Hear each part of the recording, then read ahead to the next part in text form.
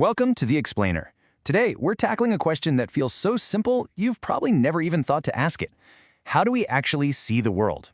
I mean, it seems obvious, right? Your eyes open, and the world just floods in. But what if I told you seeing is something you actively do, not just something that happens to you? It turns out, your actions are shaping everything you see, every single moment. Okay, to really get what I'm talking about, let's start with a little puzzle. And you can solve it right now, just sitting there. Go on, give it a try. Just dart your eyes from one side of the room to the other. Notice that? The world stays perfectly, weirdly still. It doesn't jump or blur or lurch around like a shaky home video. Now, this everyday experience is actually hiding a huge puzzle. Why is our vision so stable when the images hitting our retinas are constantly and pretty violently shifting around? Now, the most intuitive answer, the one most of us kind of assume is true, is what philosopher Susan Hurley called the input-output picture. It's our default setting for how we think vision works. This theory is super straightforward. Your eyes are basically just little cameras.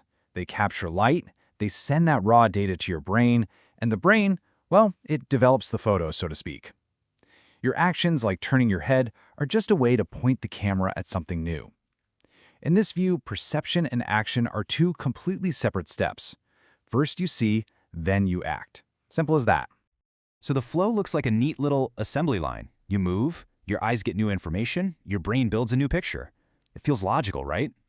But what if that's completely backwards? For over 300 years, thinkers have been poking holes in this idea, arguing that action isn't just what happens after you see, it's actually part of the act of seeing itself.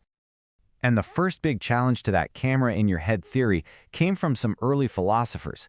They had a fascinating idea that vision, all on its own, is actually flat. It needs another sense to learn how to see a three-dimensional world. Way back in the 18th century, George Berkeley argued that we don't just see depth, we have to learn it. He said we learn to connect a visual pattern, like, say, a coffee cup looking smaller, with the feeling of having to reach our arm out a little bit further to grab it. For Berkeley, vision becomes a kind of language that predicts what we're going to feel if we choose to move and act in the world. By the 19th century, this debate got way more specific. Think about it. How does your brain know where your eyes are pointing at any given moment? Is it because your eye muscles send a message back to the brain saying, hey, we've moved? That's the inflowing theory. Or is it because your brain keeps a copy of the command it sent out to the muscles in the first place? That's the outflowing theory. And this was a really crucial shift. The focus moved from the general sense of touch to the very specific mechanics of looking. All right, let's jump forward to the 20th century, because this is where scientists started running some truly mind-bending experiments that really put these theories to the test. Okay, so imagine this. Back in the 1890s, a psychologist named George Stratton wore a special set of glasses that flipped the entire world upside down for 8 days straight. At first, you can imagine, his world was just this nauseating, chaotic mess. Just trying to reach for a book became this clumsy, embarrassing ordeal. But here's the amazing part. By day 8, his brain started to adapt. He could move through his upside-down world with ease because his brain had actively rewired the connection between his movements and his totally new, totally bizarre visual input. And this is the absolute key takeaway from decades of these kinds of experiments. The adaptation wasn't passive. See, when they tried just wheeling subjects around in wheelchairs, where they couldn't control their own motion, they barely adapted at all. But when people moved themselves, when they actively walked around and explored this distorted world, their brains recalibrated at an incredible speed. Adaptation wasn't something that just happened to them, it was something they did. All this experimental evidence leads us to the modern and, yeah, probably the most radical view of all. What if perception isn't just helped by action? What if it is a form of action? So this brings us to two really powerful ideas. The first one, the modest theory, says that just your intention to act can influence what you see. But the second, much bolder theory makes a wild claim, that perceiving an object is simply your brain getting ready to act on it. In other words, to see a cup isn't just to have a little picture of a cup in your head. It's for your brain and your body to enter a state of readiness, to grab it, to sip from it, to move it aside.